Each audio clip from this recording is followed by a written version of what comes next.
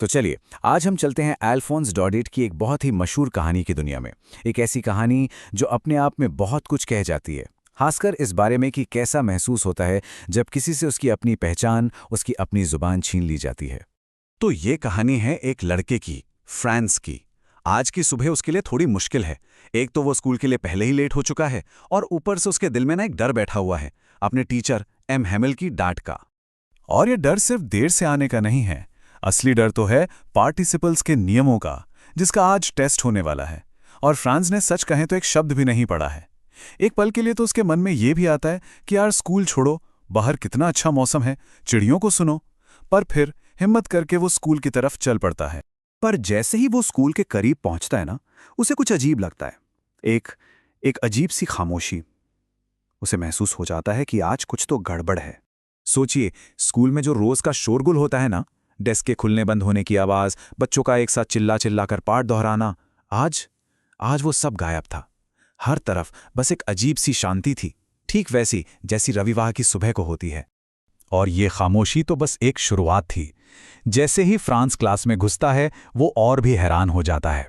M हैमिल, जो हमेशा इतने गुस्से में रहते थे, आज एकदम शांत और दयालु लग रहे हैं। और कमाल की बात तो ये कि उन्होंने अपने वो खास वाले कपड़े पहने हुए थे। वो सुंदर सा हरा कोट, झालरदार शर्ट और वो रेशमी टोपी जो वो सिर्फ किसी बड़े दिन जैसे इंस्पेक्शन या प्राइज डे पर ही पहनते थे।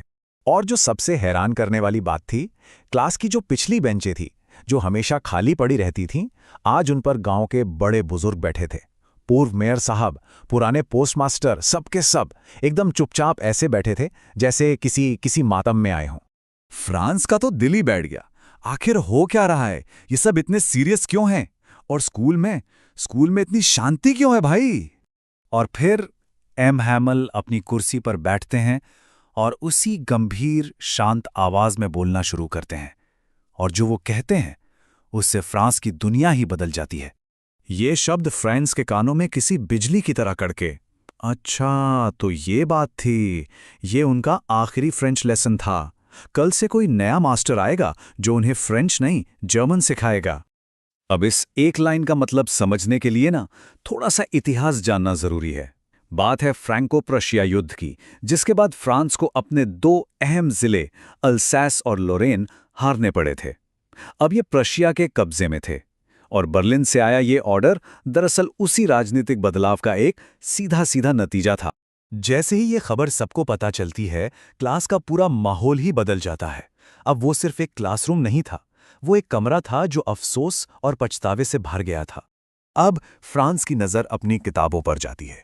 वही किताबें, वही ग्रामर, वही हिस्ट्री जो थोड़ी देर पहले तक उसे इतना बड़ा बोझ लग रही थीं, अब उसे अपने पुराने दोस्तों जैसी लग रही थीं। और उसे एहसास होता है कि वो अब इन्हें कभी खुद से दूर नहीं करना चाहता। एम हैमिल बताते हैं कि देखो, इस नुकसान के लिए सिर्फ तुम बच्चे ही नहीं, हम सब जिम्मेदार हैं। वो माता पिता जिन्होंने बच्चों को पढ़ाने से ज़्यादा ज़रूरी समझा कि वो खेत में या मिल में काम करके कुछ पैसे कमा लें। और मैं खुद भी, वो कहते हैं, मैंने भी तो कितनी बार तुम्हें पढ़ाने के बजाय अपने बगीचे में पानी डालने भेज दिया। ये एक सामूहिक पछतावा था। और इसके बाद एम हैमिल अपनी भाषा फ्रेंच के बारे में बात करना शुरू करते हैं। और जब वो बोलते हैं ना, तो वो सिर्फ शब्द नहीं होते, वो एक एहसास होता है, एक गहरी भावना। वो कहते हैं कि फ्रेंच दुनिया की सबसे खूबसूरत, सबसे साफ सुथरी और लॉजिकल भाषा है। और फिर वो एक बहुत बहुत गहरी बात कहते हैं। वो कहते हैं कि जब किसी कौम को गुलाम बना लिया जाता है ना, तो जब तक वो अपनी भाषा को कसकर पकड़े रहते हैं, तब तक ये ऐसा है मानो उनके पास अपनी कैद की चाबी हो। अब यहीं पर एक दिलचस्प कॉन्सेप्ट आता है, जिसे कहते हैं लिंग्विस्टिक शोविनिज्म या भाषाई अंधभक्ति। मतलब ये मानना कि हमारी भाषा ही दुनिया में सबसे अच्छी है, सबसे सुपीरियर है। एम हैमिल का अपनी भाषा के लिए जो प्यार है, वो जुनून की हद तक है। और ये हमें सोचने पर मजबूर करता है कि अपनी संस्कृति पर गर्व करने और उसे दूसरों से बेहतर समझने के बीच कितनी महीन सी एक लकीर होती है। और मजे की बात देखिए, उस दिन जब एम हैमिल ने ग्रामर का पाठ पढ़ाया तो फ्रांस को सब कुछ समझ आ रहा था। हर एक नियम, हर एक बात। उसे लगा कि या तो मैंने पहले कभी इतने ध्यान से सुना नहीं, या फिर शायद एम हैमिल ने कभी इतने सब्र से पढ़ाया ही नहीं था। कितना अजीब है ना कि समझने और समझाने की ये असली इच्छा ठीक आखिरी दिन जाकर पैदा हुई। और फिर वो पल आ ही गया। आखिरी पाठ अब खत्म होने वाला था और पूरे कमरे में एक अजीब सा भारीपन था। तभी चर्च की घड़ी ने 12 बजाएं।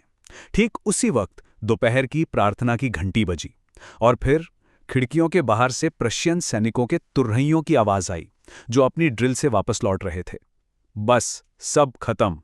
एम हैमिल अपनी कुर्सी से उठे, उनका चेहरा एकदम पीला पड़ गया था। वो कुछ कहना चाहते थे, पर उनके गले से आवाज ही नहीं निकली। गला भर आया था उनका, तो वो कुछ बोल नहीं पाए।